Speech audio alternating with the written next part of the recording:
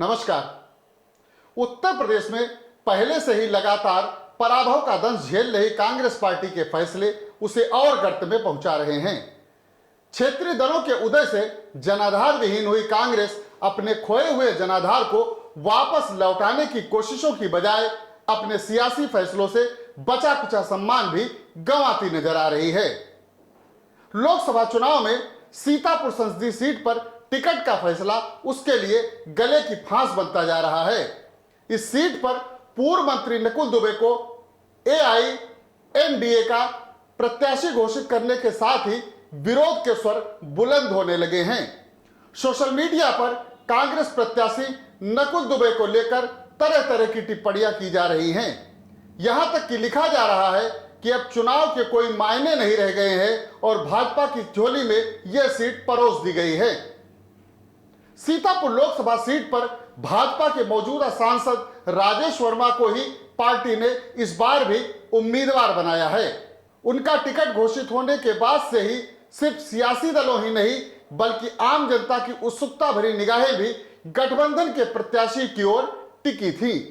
लेकिन कल उस समय दिलचस्प सियासी मुकाबले का इंतजार कर रहे लोगों की उम्मीदों पर उस समय पानी फिर गया जब कांग्रेस ने नई बोतल में पुरानी शराब की माफिक नकुल दुबे को उम्मीदवार घोषित कर दिया। ज्यों ही नकुल दुबे के कांग्रेस प्रत्याशी घोषित होने का मामला सुर्खियों में आया, सोशल मीडिया पर लोगों ने ट्रोल करना शुरू कर दिया। तमाम तरह की टिप्पणियों ने एकदम से सियासी तापमान को ऊपर पहुंचा दिया। अब हम आपको बताते हैं इस विरोध का कारण। बसपा सरकार में नगर विकास मंत्री रहे नकुल दुबे ने वर्ष 2019 का लोकसभा चुनाव सपा बसपा गठबंधन के प्रत्याशी के तौर पर बसपा के सिंबल पर लड़ा था। इस चुनाव में उन्हें 4 लाख से ज्यादा वोट हासिल हुए थे। यह बात दीगर है कि भाजपा प्रत्याशी राजेश वर्मा ने 5 लाख से ज्यादा वोट पाकर इस सीट पर जीत का परचम बुलंद किया था। पिछला लोकसभा चुनाव होने के बाद नकुल दुबे ने इस निर्वाचन क्षेत्र से पूरी तरह नाता तोड़ लिया।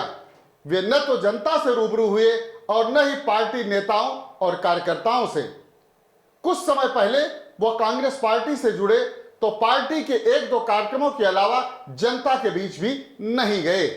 अब चुनाव की बेला में कांग्रेस के टिकट पर ऐसे नेता का दावेदार बनना खुद कैंडिडेट और कांग्रेस पार्टी दोनों पर गंभीर सवाल खड़े कर रहा है।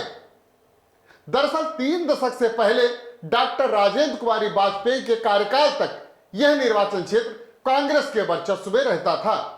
लेकिन बाद में सपा बसपा और भाजपा का आकार बढ़ने के साथ ही कांग्रेस सिमटती चली गई। पिछले 3 दशक के भीतर इस सीट पर कांग्रेस का खाता भी नहीं खुला, जबकि सपा बसपा और भाजपा तीनों दलों ने इस सीट पर पार्टी का परचम फहराया। इस जिले में समाजवादी पार्टी विधानसभा चुनाव में और बहुजन समाज पार्टी लोकसभा चुनाव में बेहतर प्रदर्शन कर बाजी अपने हाथ में करती रही है। पिछले लोकसभा चुनाव में जब सपा बसपा का गठबंधन हुआ तो नकुल दुबे को 4 लाख से ज्यादा वोट तो मिल गए, लेकिन भाजपा के 5 लाख के आंकड़े से काफी दूर रखकर वे पराजित हो गए। इस पराजय के बाद जनता से ही नहीं पार्टी के प्रमुख लोगों से भी उनकी दूरियां कायम हो गई।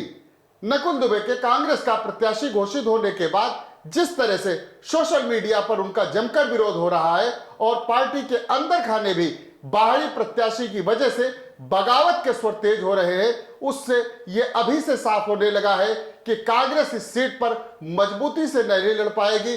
परिणाम की तो बात ही छोड़िए। कभी समाजवादी पार्टी का गढ़ रहे सीतापुर में इस सीट को कांग्रेस ने भले ही गठबंधन में अपने खाते में ले लिया हो, लेकिन चुनावी लिहाज से सपा का वोट बैंक यहां ज्यादा मजबूत है।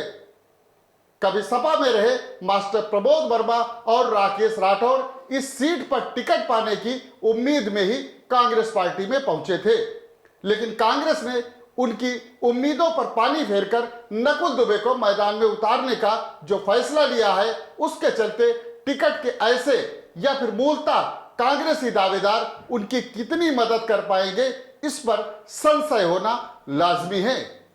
कांग्रेस पार्टी के इस फैसले पर आपकी क्या राय है? आप कमेंट बॉक्स के जरिए अपनी राय हम तक पहुंचा सकते हैं। धन्यवाद।